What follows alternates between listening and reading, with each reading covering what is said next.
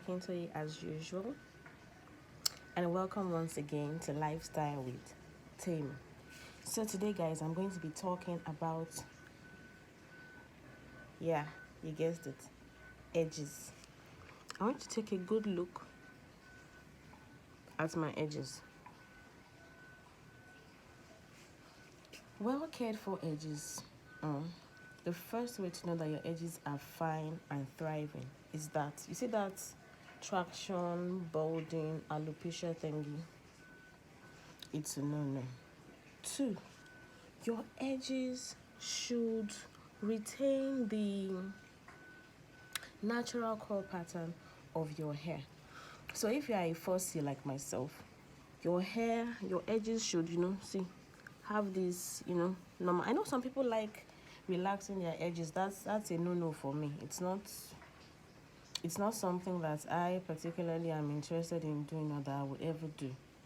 You understand? But basically, I'm going to teach you today how to keep your edges healthy, thriving, and how to avoid yamilekuhe. Let's get started. So guys, first thing to know is that when it comes to taking care of your edges, it's basically everything you do when you're taking care of your hair. Normally now, you can't wash your hair or shampoo your hair or condition your hair and you will leave your edges out. So those ones are given.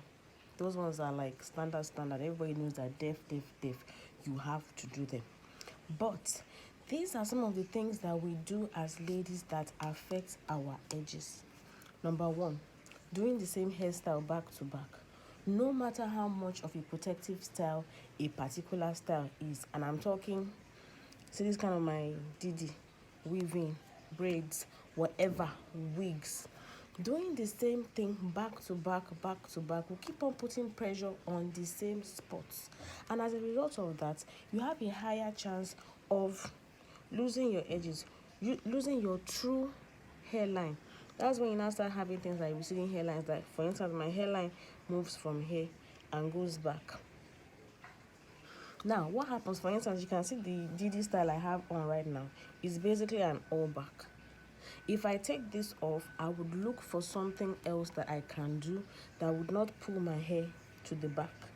Or I leave my hair for, say, a week or 2 to just breathe, and I'm not doing anything to it. So doing the same particular hairstyle back to back is not the wisest thing to do when you are trying to take care and protect your edges. Guys, another thing when it comes to edge protection is wigs. Wigs definitely will deplete your edges.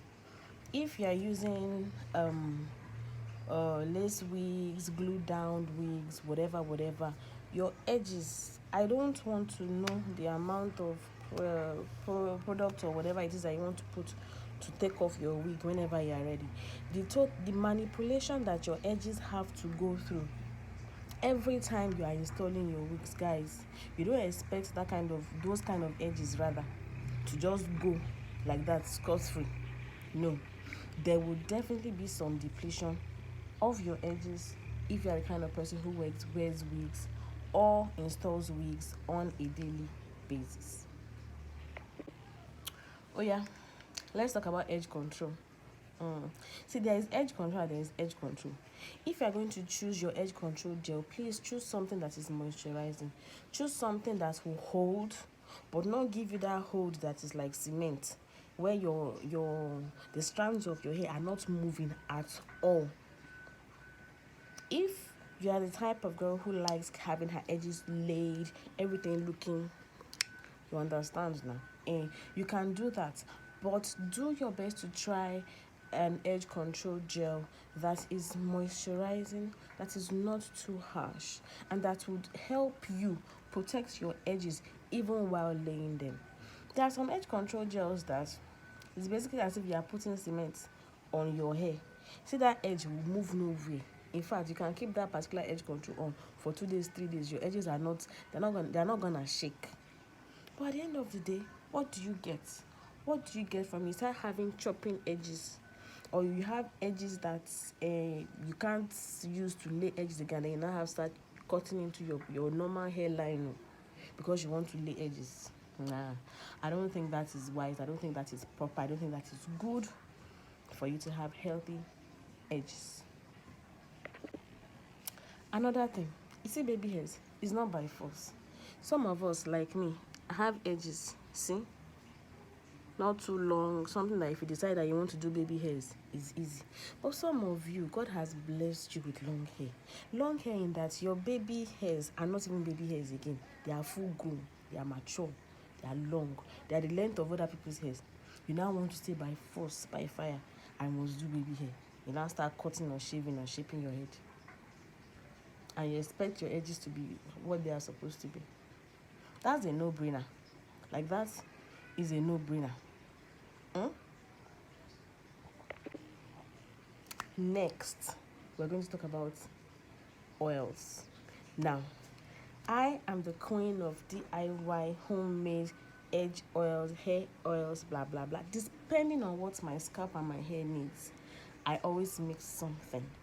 So choose your favorite hair oil, something hair oil, hair cream, something that you know is going to help with growth, help to keep and retain moisture, help to keep your scalp, the scalp here, because when we talk about scalp, people are usually thinking about your head proper. No, the scalp here under your edges, keep it nice, keep it neat, keep it looking good, keep it moisturized, keep it healthy.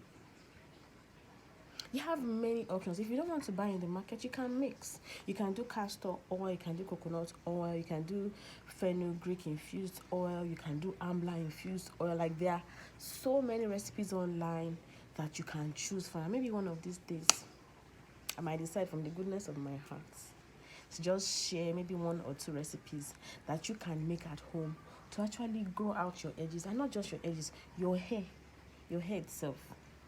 So try to inculcate into your daily routine oiling or using creams or pomades on your edges as well as the rest of your scalp. Stop neglecting your edges. Take care of them. Now, girls, last but not the least, this is not even only for girls and guys, because I know that anybody can plait their hair or make their hair and would like to keep their edges looking nice and fresh. Last but not the least, choose your stylists with care.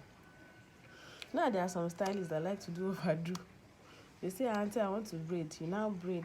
You want to braid every little strand of hair that is on my head. No, I don't patronize such. Braid my hair, weave my hair, but you see my edges, they are fragile. They don't have the body that the rest of the hair on the rest of this scalp have. So why are you going to tension them unnecessarily? Why are you going to put them under unnecessary pressure? Why are you just going to be pressing their neck and let these edges breathe? Is it by force that you have to pick every strand of hair? No, now. So please, choose your hairstylists, your hairdressers, choose them carefully and let them know that, madam, no, don't worry. This one, I can always brush. And if while brushing, use a soft bristle brush. This your edges are on your head. It's not clumpy. It's not cow skin or cow hide that you have to now use sandpaper brush to be brushing because you want your hair to look neat. No, now. Invest in a nice soft bristle brush. Find something in the market. It doesn't have to be expensive. Soft bristle that you can brush and you are done. Brush and you are good to go. Guys, all the tips that I just gave you, keep them in your left hand so you don't use it to eat. Although left hand, you cannot use it to wash bonbon, but still, keep them and make use of them. And I promise you, your edges will be the better for it. Your edges will thank you immensely. And I need to be able to become like me now. Proper hairline. And those of you that you don't have this kind of hairline, whatever hairline it is that you have, protect it. Do your best by your natural hairline, and it's going to love you back and reward you. It's been nice talking to you guys all today. That's going to be all for today's video. If you haven't already, please do like, do subscribe, do share, and I will see you all in my next video. Ciao, ciao. Bye.